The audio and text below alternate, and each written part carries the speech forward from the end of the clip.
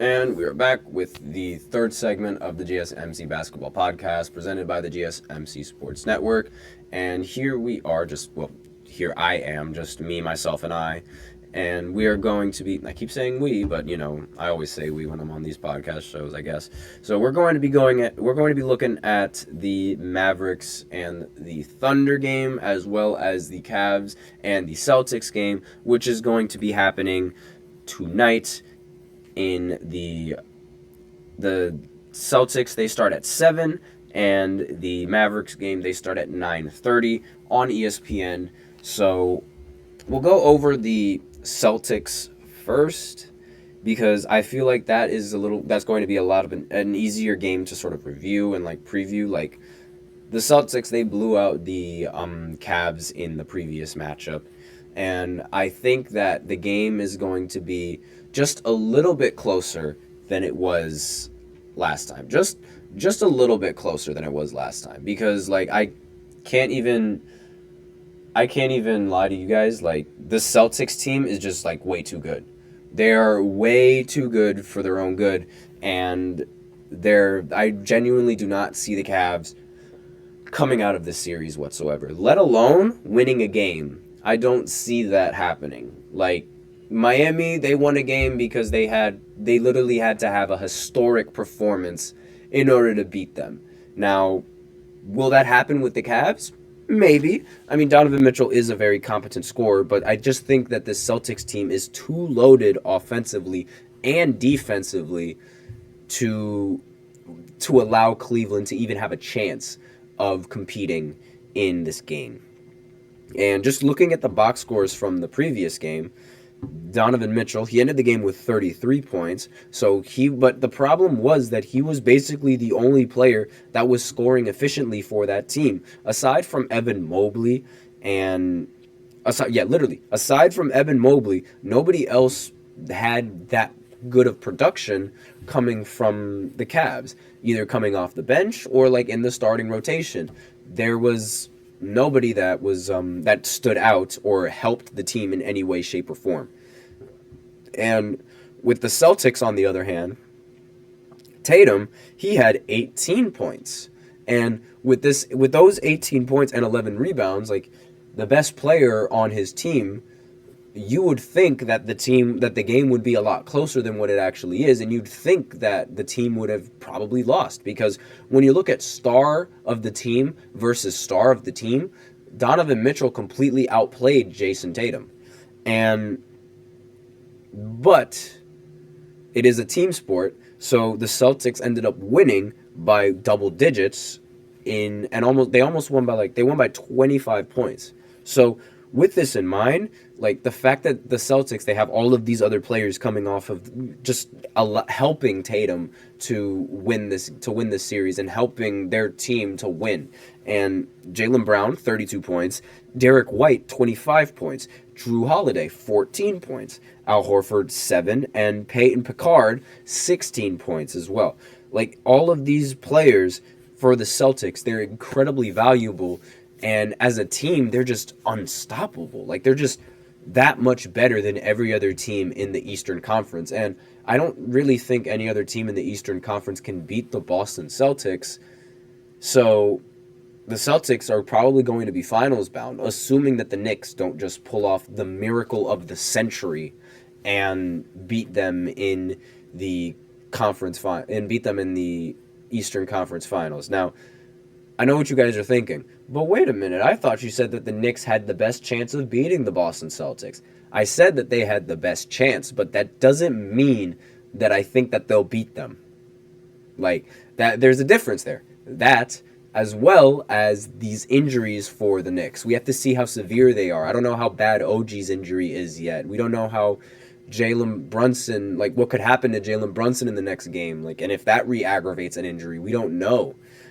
All of these X factors are really starting to play. And of course, it happens to the Knicks. Of course, all these X factors have to happen to the Knicks. Just shows their luck. It's unbelievable. But regardless, that was one game of the that's one game down. And now let's go ahead and go over the second game, which is the Thunder going up against the Dallas Mavericks. So in the last game, again, it was another blowout win, this time for the Thunder, 117-95. The Thunder have yet to lose a playoff game the Thunder have yet to lose a playoff game with this team. And they've played in 5 of them already, so we'll see if that streak is going to continue going into the postseason.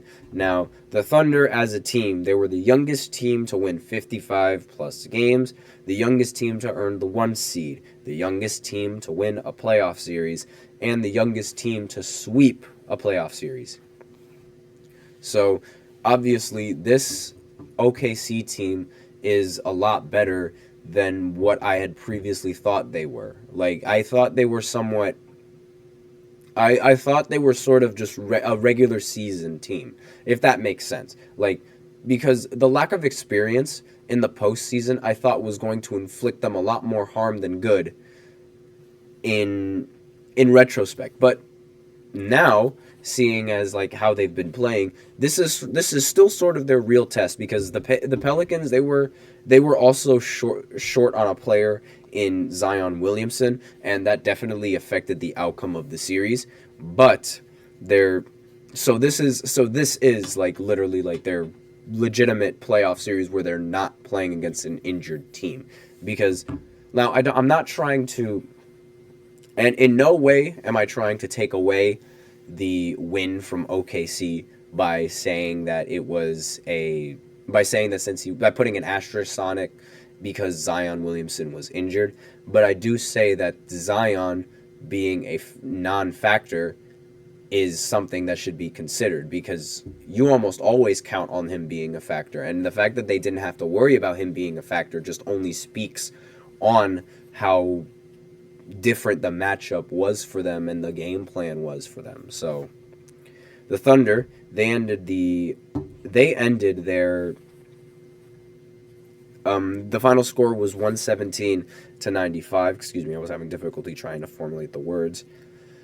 And Luka and Kyrie, they played very poorly in this game. That being said, I don't know how exactly the Thunder would respond if Luka or Kyrie would have had one of their signature great performances. Because as of what I know right now, and as of what I've seen, like, it sort of seems like this Thunder team may or may not have gotten a little bit lucky in playing Dallas like this, in the sense that Luka and Kyrie not performing that well, or as well as they were against the Clippers. And because of the fact that they weren't playing so well, they did not have to really worry about much. Now, obviously, like, I can't really say that that's a fault on them. It's more of a fault on the Thunder. It's more so a fault on the Mavericks for not playing too well. But but the way that the media works and the way that these fans work, I'm not entirely, and these asterisks that they give, I'm not entirely sure how they're going to take this win if Luka and Kyrie shot very, very poorly. And it's really it's almost like a little bit lucky in a sense as to how they were able to they were able to match up against the Pelicans of all teams, and then they were able to match up against the Mavericks. When now in this matchup, the Mavericks aren't playing as well as they did in the previous matchup. I mean, obviously I have no idea how the series is going to end. I really don't, because if Luka continues to play like this, then it might be over in 4. But I don't know how this Thunder team might respond if Luka goes off. What if Luka goes off and Kyrie also goes off? How are they going to respond are they going to be able to hold that defensively, or are they going to need to rely on Shai Gilgeous again and again to do this, to handle the scoring? And chances are that's probably what it'll come down to. And the fact that Shai had 29, 9, and 9 in the final game, or in the first game of the series, it makes sense that this is sort of the approach that OKC is going to go about with this series. So I think that the Thunder, they're probably going to win in the second game, and the only chance that the Mavericks really have is if Luka drops like a 40-point triple-double and Kyrie scores 30+. That is like what I'm seeing, and that's when they'll come out with the win. Now, if they don't do that, then I do see the Thunder winning this, and then the series eventually going over to Dallas and, play over there. So obviously, like, these two games, I mean, the Cavs series has sort of, in my opinion, it's already been decided. And the Thunder series and the Mavs still yet to be decided as of right now. And we're also expecting the Nuggets to play their third game of the playoffs against the Timberwolves over in Minnesota. So I think I might save that for a later segment tomorrow. But I feel like both teams are going to go up 2-0 in this series by the time the day is over. And honestly, now that I've spoken into existence, I wouldn't be surprised that one of those teams that I mentioned just ends up dropping a game. And if they end up dropping a game, I will be really, really disappointed in my projection skills, because there's no way that it's like every single time I say something, the complete opposite of that would happen. And excuse me. It's funny when it does happen, but I don't like being wrong. But regardless, if you are going to tune into these games, some key players to pay attention for on both teams, for the Cavs, pay attention to Darius Garland, because I have a feeling that Darius Garland is going to need to be an X factor for this Cavs team if they want a chance to even win a game. Darius Garland is going to need to play a very, very good series. He hasn't really been playing as well as I'm used to seeing him, because I thought he was going to be a really good point guard in the Eastern Conference, and at least in the conversations of it, but so far he has not this season.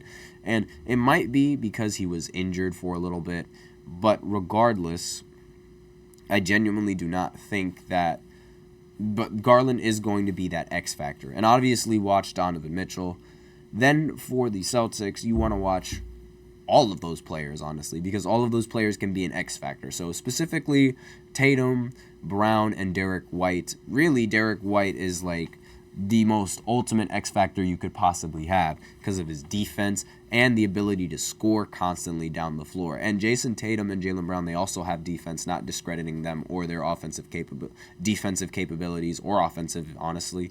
But Derek White was primarily a defender before he was this good at scoring offensively. So those are the players that you need to watch out for that game. In this game, as I mentioned previously, you need to watch out for Luka and Kyrie Irving, because those guys are the ones that are going to be going off. Now, for the Thunder, obviously looking at Shai, but you might also want to look at Chet Holmgren or Jalen Williams on the roster, because those guys could also be X factors to sort of help Shai overcome this next series as well, just in case he's not really performing that well in this postseason. But we'll see how it turns out. And with that, we are out of time for this third segment. So now I will go ahead and go into the fourth segment, continuing the Austin Rivers talk about can NFL players play in the NBA and can NBA play in the NFL, because quite recently an NFL player just became the first NFL player to sign a professional contract with basketball. So I'll tell you who that is in the fourth segment right after this short break. Actually, might not be that short of a break.